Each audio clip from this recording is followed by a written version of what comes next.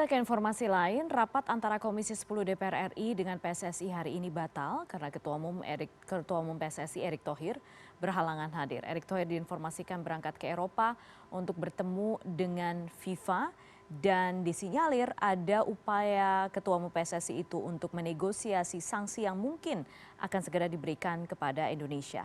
Nah, ada juga informasi yang menyebut bahwa ini berkaitan juga dengan dibatalkannya Peru sebagai tuan rumah Piala Dunia U17. Nah, sekarang apakah kita harus mengalihkan fokus ke hal baru ini atau justru memang harus bersiap menerima sanksi FIFA? Kita bahas malam hari ini bersama narasumber ada Mas Saiful Huda, Ketua Komisi 10 DPR RI. Mas Saiful, selamat malam.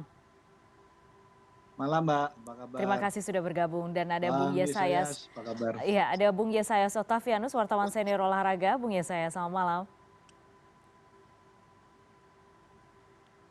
Bung Yesayas, selamat malam. Ya, sayang sekali ada kendala yang terjadi dengan Bung Yesayas dan juga dengan narasumber saya Saiful Huda. Dan kami akan memperbaiki koneksi komunikasi kami dengan dua narasumber ini. Oke, baik. Saya akan panggil Halo Mbak, kembali Mas Saiful Huda, masih tergabung ya? masih. Oke, baik, saya ke Mas Saiful dulu. Mas Saiful, kalau misalnya melihat perkembangannya per hari ini, saya yakin teman-teman di Komisi 10 tentunya mengikuti ini perkembangannya dari hari ke hari. Apa kira-kira yang harus betul-betul segera diperjelas oleh Ketua Umum PSSI berkaitan dengan pembatalan Indonesia sebagai tuan rumah ini? Mas Saiful. Ya, sedianya malam hari ini kita eh, rapat dengar pendapat dengan Pak Erick Thohir, sekaligus dengan Mas Oto sebenarnya sebagai Ketua Umum KOI, Hmm. menyangkut soal persiapan penyelenggaraan World Beach Games di Bali. Hmm. Nah, malam ini sebenarnya kita ingin mendapat update terkait dengan perintah dari Presiden kepada Pak Erick Thohir untuk melakukan lobby lanjut terhadap FIFA supaya bayang-bayang kita untuk kena sanksi dari FIFA tidak dijatuhkan. Hmm. Karena itu tadinya malam hari ini kita ingin meminta penjelasan update terakhir situasinya seperti apa, proposal apa yang akan dibawa dalam lobby FIFA yang kedua ini gitu. Karena dalam cara pandang kami sudah cukup kita kemarin sedih, kecewa berat Ya. karena Piala U20 tidak jadi kita selenggarakan sebagai tuan rumah. Nah, kita tidak ingin kesedihan ini menjadi berjilid-jilid. Hmm. Nah, jilid yang kedua ini yang kita hadapi di depan mata adalah potensi kita kena sanksi oleh Hmm. FIFA. Hmm. Tentu secara logika hampir pasti kita akan kena sanksi karena FIFA juga harus mempertanggungjawabkan secara moral dan etik Ya. terhadap negara-negara lain karena kita dianggap yang tadinya siap tapi dinamika di internal Indonesia lalu dianggap bermasalah itu gitu. Hmm. Nah, tapi kita ingin sanksi ini jangan sampai semakin memperburuk situasi persepakbolaan Indonesia. Kita ingin kalau toh dijatuhi sanksi itu seringan-ringannya, ya kira-kira cukup disanksi 3 bulan, 6 bulan gitu. Hmm. Kita pernah dapat sanksi 2015 1 tahun waktu Ya. itu. Ya. Saya kira kalau 1 tahun terlalu lama Hmm. untuk kita merecovery dengan semangat kita ingin secepatnya transformasi sepak bola kita ini semakin baik ke depan. Nah, kalau kena sanksi, risikonya tadi itu demoralisasi akan semakin menghinggapi para pemain kita Ya. karena liga tidak bisa kita selenggarakan kira-kira begitu. Oke. Oke, baik. Nah, sayangnya Mas Erik sudah jalan dan akhirnya kita belum tahu persis proposal apa yang akan dibawa untuk negosiasi Hmm. kembali Hmm. kepada FIFA. Oke, baik, baik. Terima kasih. Saya ke Bung Yesayas sekarang. Bung Yesayas sudah tergabung ya? Ya, Iya, Betul, Mbak Putri. terima kasih Bung Yeses. Kalau misalnya melihat perkembangannya, saya mengutip kembali pernyataan yang disampaikan oleh Ketua Umum PSSI di awal ketika pembatalan diputuskan, kemudian ketika memberikan pernyataan pers di Istana Negara pada saat itu. Disebutkan di sini ada FIFA melihat ada intervensi. Bagaimana sebaiknya kita menerjemahkan itu, Bung Yeses? Sejauh apa? Dan kira-kira apakah itu bisa mengukur sanksi yang kira-kira akan didapatkan oleh Indonesia? Ya, memang sekarang ini perkembangan terkini kita semua menanti dengan was-was. Pertama, apakah ada sanksi? Kedua, hukumannya seperti apa? Tapi dari pandangan saya, misi Erick Thohir sekarang ke Zurich di markas besar FIFA di Swiss, ini ada dua. Tetapi dua misi ini sangat keterkaitan erat, betul. Pertama, Indonesia menawarkan diri untuk menggantikan Peru sebagai tuan rumah penyelenggara Piala Dunia U17. Kalau ini diterima oleh FIFA, maka sanksi kita tidak ada. Tetapi kalau FIFA bersikeras telah memutuskan dalam council meeting atau pertemuan ESCO mereka sudah memutuskan harus Indonesia kena sanksi, maka penawaran kita untuk menjadi host tuan rumah Piala Dunia U17 akan gagal. Dan turunannya adalah kita kena sanksi. Nah, sejauh apa kita kena sanksi? Saya kira mungkin tidak terlalu berat seperti yang dikatakan Mas Saiful tadi. Dan kita semua berharap seperti itu. Sanksi jangan terlalu berat, misalnya hitungan tahun, sebaiknya hitungan bulan. Dan kalau sanksi itu kita terima, makanya seperti yang dikatakan Pak Presiden Joko Widodo di tahun 2016, karena ketika itu juga kita kena sanksi, sebaiknya kita memperbaiki sepak bola dalam negeri selama 2 tahun ke depan. Karena dengan waktu yang kita tidak berpartisipasi di event internasional, kita bisa membenahi internal kita. Nah, ini sejalan dan paralel, inline dengan rencana ada transformasi sepak bola Indonesia antara FIFA dan Indonesia. Nah, ini yang harus diikuti. Tetapi transformasi itu pun harus dilakukan secara serius dan kontinu. Tetapi kalau tidak, ya kondisinya akan berulang dan berulang lagi. Kira begitu, Mbak. Bung Yeses, kalau misalnya melihat sekarang kita bicara soal transformasi ya, transformasi dan juga upaya supaya Indonesia menerima sanksi yang minim.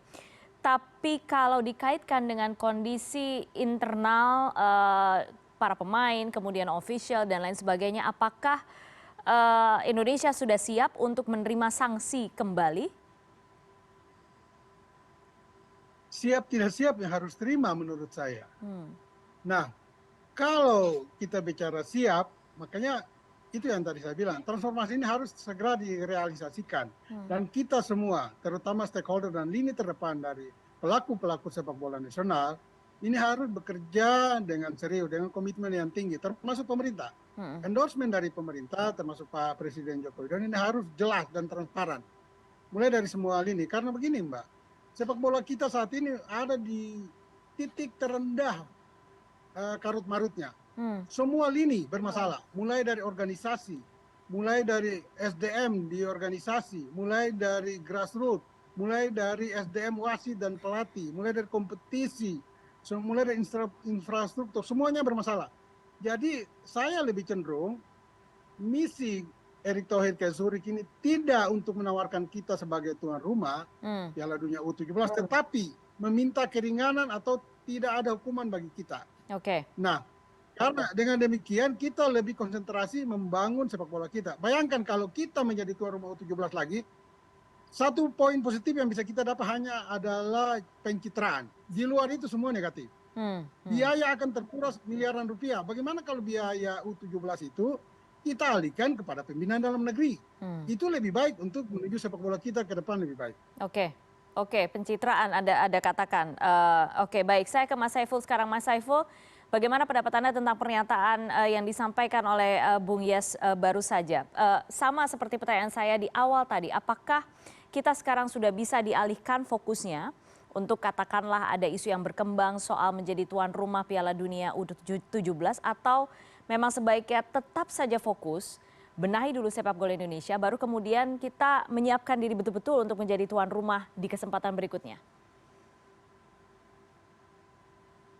Mas Saiful? Saya setuju apa Ya. yang disampaikan oleh Bang Yesayas. Hmm. Memang kita harus ada kerelaan untuk membangun bola kita ini, mentransformasi bola kita ini dalam konteks melakukan perbaikan secara internal dulu. Jadi hingar-bingar event dan seterusnya memang harus difikirkan kemudian. Nah, saya tidak tahu persis proposal opsi untuk mengambil event penyelenggara tuan rumah U17 ini sudah dipikir matang atau belum oleh pemerintah, atau hanya sekedar mencari kompensasi karena kita gagal menjadi tuan rumah U20. Nah, saya kira kalau pertimbangannya masih emosional tentu akan berbeda gitu. Yeah. Nah, karena itu saya dalam kesempatan beberapa saya sampaikan, lebih baik hari ini pemerintah PSSI fokus untuk memastikan kita tidak kena sanksi dari FIFA. Bahwa kemudian ada proposal terkait dengan ajuan menjadi tuan rumah U17, saya kira itu proposal berikutnya. Oke, proposal tidak berikutnya. Menjadi bagian dari proposal utuh dari soal sanksi FIFA ini. Nah, itu hal yang berbeda ya, itu yang hal yang berbeda dan harus dipisahkan. Kira-kira gitu semangatnya.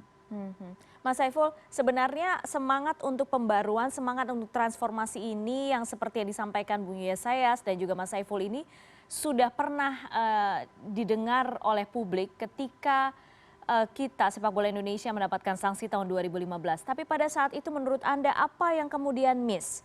Yang kemudian membuat transformasi itu bisa dikatakan gagal? Banyak hal, karena secara organisasi dan pengelolaan, manajemen tidak berubah sama sekali. Kompetisi juga masih diwarnai suasana tidak bersih.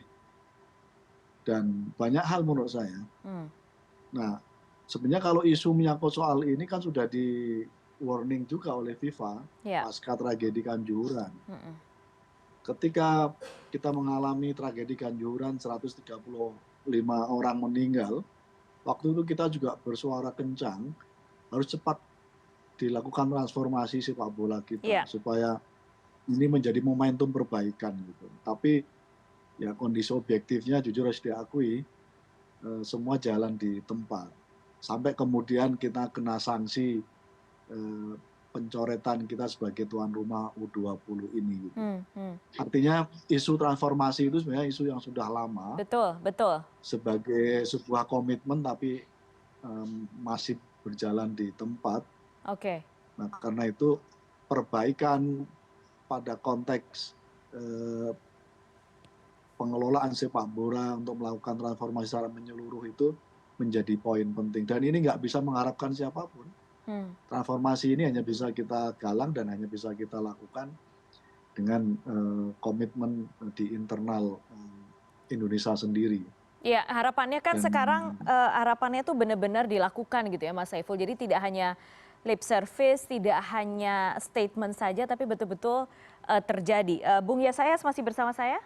Masih bersama kami, Bung Yes? Iya, betul. Oke, Bung Yes, Bung Yes, kembali pertanyaan yang sama. Semangat untuk transformasi beberapa kali, momentumnya tuh sudah banyak, tapi gagal lagi.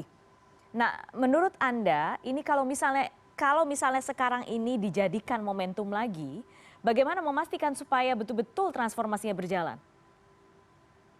Iya Mbak, transformasi sebetulnya belum. Dan yang tadi dikatakan Mbak Putri itu jangan sampai hanya dalam bentuk lip service-nya. Karena transformasi itu baru didengungkan di Oktober 2022 kemarin, pasca tragedi Kanjuruhan. Nah, sudah 6 bulan, itu belum terrealisasi. Nah, saya sepakat dengan Mas Saiful tadi, misi Pak Erik ini harus pertama menghindarkan kita dari hukuman, sanksi.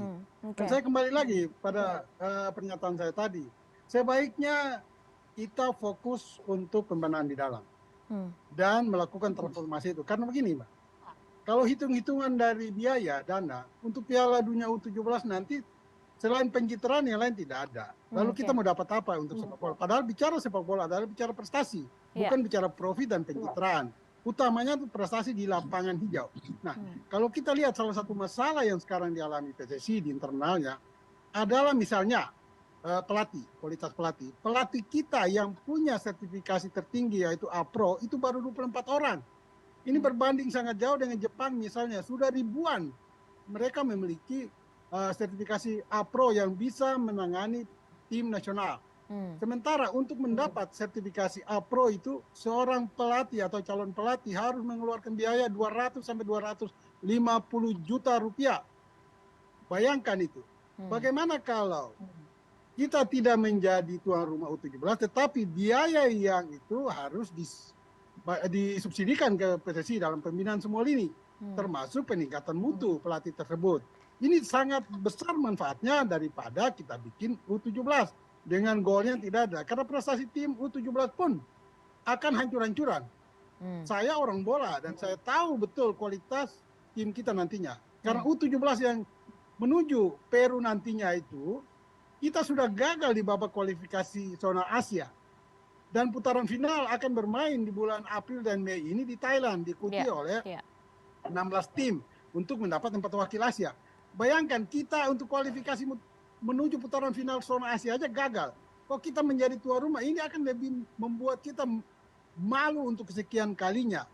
Dan bukan tidak mungkin juga kejuaraan atau turnamen ini akan gagal total dari sisi sepak bolanya, bukan dari sisi pencitraan atau dari sisi yang lain. Oke, sekalipun memang hal itu kita masih menunggu sebenarnya keterangan pasti berkaitan dengan kabar yang berembus itu. Tapi Bung Yas, kalau misalnya sekarang kita lihat, yang paling mungkin dilakukan setelah katakanlah Pak Erick Thohir atau Ketua Umum PSSI sekarang sudah berupaya untuk negosiasi sanksi, setelah ini berikutnya apa? Kita punya Menpora yang baru, Bung Yes, kita punya Mas Saiful juga kita punya Menpora yang baru, apa yang bisa dilakukan Menpora yang baru dalam waktu yang singkat, katakanlah? Iya, saya kira untuk Mas Dito, Menpora kita yang baru, sebaiknya dia memanggil PSSI, termasuk juga Komisi 10 DPR ya, Mas Saiful. Dilakukan RDP, rapat dengan pendapat. Ini goalnya apa untuk U17 nanti? Nah, untuk Mas Dito, Menpora, sebaiknya dia menghindari intervensi terlalu dalam dengan sepak bola. Karena Menpora itu membawai seluruh cabur, bukan satu cabur aja. Dan lebih menjadi regulator. Sehingga biarlah internal PSSI yang bekerja, tinggal Menpora yang mengontrol. Bahkan menegur, bahkan mungkin juga ambil tindakan yang paling drastis untuk tidak mensubsidi anggaran bagi PSSI. Kalau sejauh dan selama mereka tidak transparansi dalam hal keuangan. Karena begini Mbak, kita lihat ini hal yang mungkin Mas Saiful bisa menjawab juga di forum yang terhormat ini.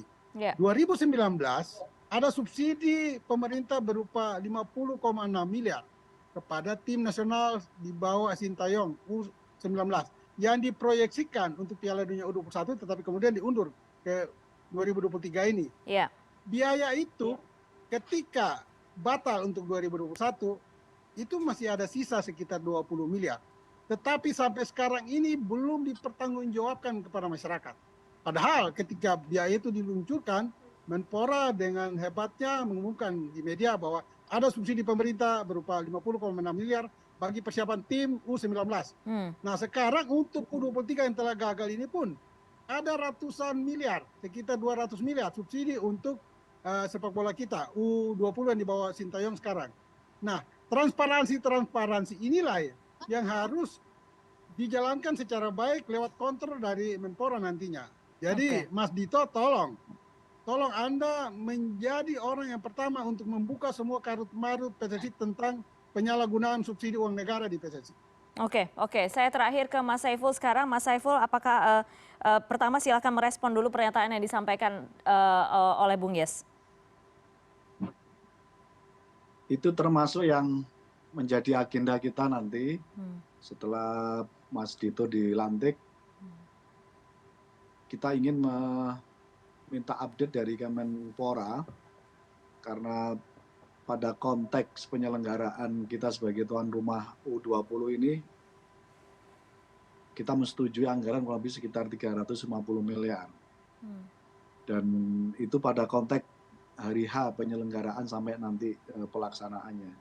Nah, ada tahapan yang disampaikan oleh Bang Yas yang itu sedang terus kita minta penjelasan dan pertanggungjawabannya dari pihak Kemenpora.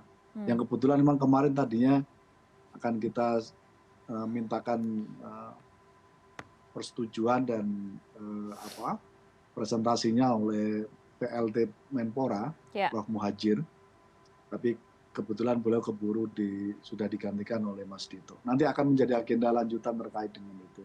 Oke, berarti dalam waktu dekat ya akan bertemu dengan Menpora yang baru dan kemudian juga mengonfirmasi beberapa hal, terutama berkaitan dengan rencana Ketua Umum PSSI atau rencana PSSI memastikan transformasi sepak bola itu betul-betul terjadi di Indonesia. Baik, terima kasih Bapak-Bapak sudah bergabung malam hari ini di CNN Indonesia Prime News. Ya, Mas Saiful Huda, Ketua Komisi 10 DPR RI dan juga Bung Yesayas senior, wartawan olahraga senior. Terima kasih. Menteri Perhubungan Budi Karya Sumadi memperkirakan volume pemudik pada tahun ini meningkat signifikan dibandingkan tahun lalu. Kami akan menanyakan ke Kementerian Perhubungan terkait langkah antisipasi lonjakan pemudik ini setelah jeda.